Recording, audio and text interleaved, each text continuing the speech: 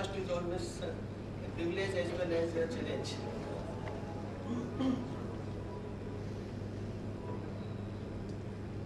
Hello. Good evening, ladies and gentlemen. Now, to be first, as I was telling, is a little bit of privilege and more of a challenge how to start this kind of panel discussions. But the topic what has been given to me is that how to sustain the growth with the help of the leadership branding. When we talk of the growth, I think we are not referring to the growth of the business alone, because business is one segment in the country's growth. Then we talk of the growth of the whole economy, in which great contribution comes from the non-business sectors also. Though in the management schools and this kind of conclaves, we focus largely on the business entities. But the topic, if we relate to the growth of the country, we cannot afford to remain within the parameters of the business alone. Now, if we see the contributors to the growth of the country's economy, they come from the agriculture, they come from business, in the industry, manufacturing, and they come from services. And services includes government services as well as the household services. Therefore, when we talk of the leadership branding, we have to concentrate in this perspective on the political leadership, on the bureaucratic leadership, which has got a great contribution in the policy initiatives and the policy making and the regulatory mechanism, as well as at the execution level, either the farming or the business, but farming is a subject which has not yet been touched in the great sense as far as the management and leadership is concerned. So to the business thing. Now, we at the political level are always feeling, particularly of the recent times, a sort of vacuum of the leadership, which can take the whole country along with them, which can inspire some kind of awe that yes, this is the leader who has got conviction, who has got faith and confidence of the public, and that is where I think this kind of a sort of vacuum we are feeling. In case of bureaucracy, which is impaired, I will say, to a large extent by the things which are happening under the garb of public surveillance through the institutions like CBC or CBI or CAG, and now we are talking of the one more, in addition to 3C, one more L, the Lokpal. The initiatives which the bureaucratic leadership should throw with the options, etc., they are heavily impaired by this kind of the public surveillance and public accountability kind of mechanism. And in the, as far as business is concerned, business always look towards the government policies, initiatives, and of late the regulatory things, the way they are implemented.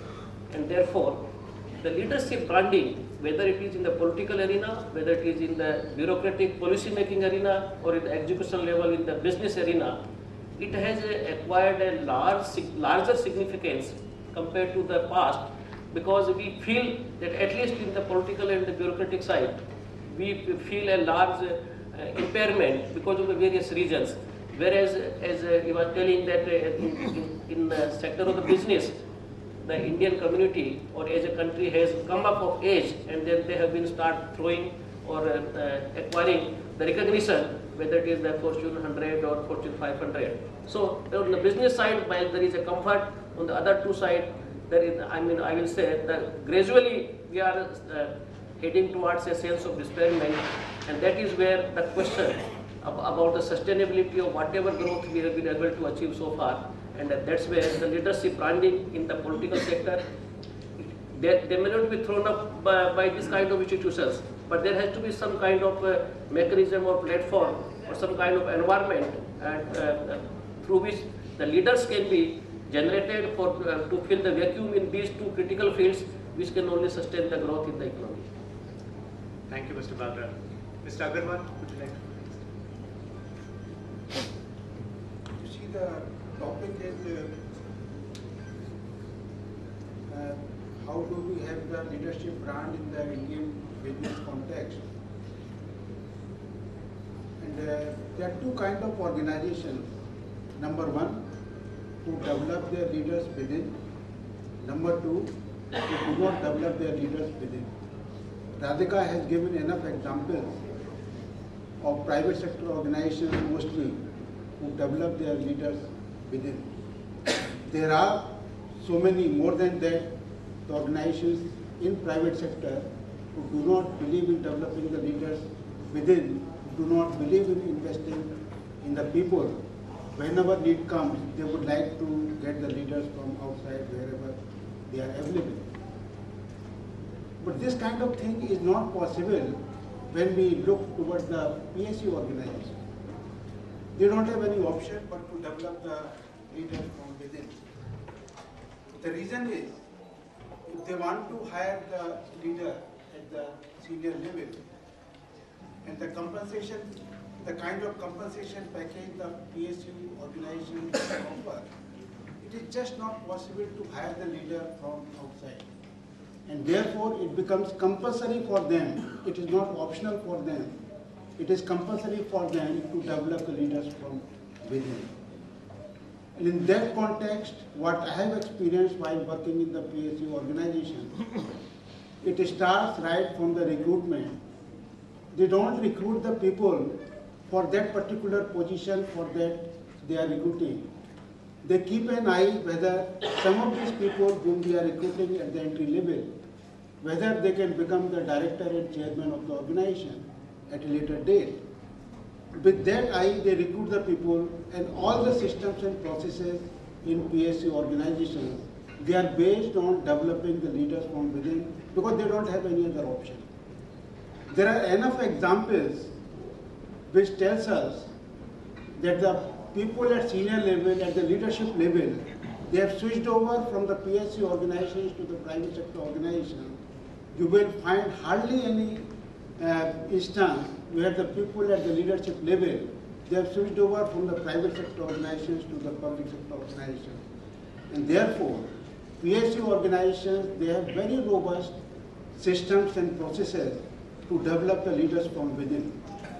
Take the example of 2008, when the whole world was seeing the depression in the economy.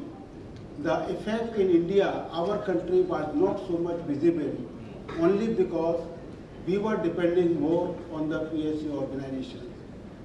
Now this is the positive side of the PSU organization, but if you see the negative side, when we started from very beginning, we were depending more on the PSU organizations, and that's how they were operating in the monopolistic market.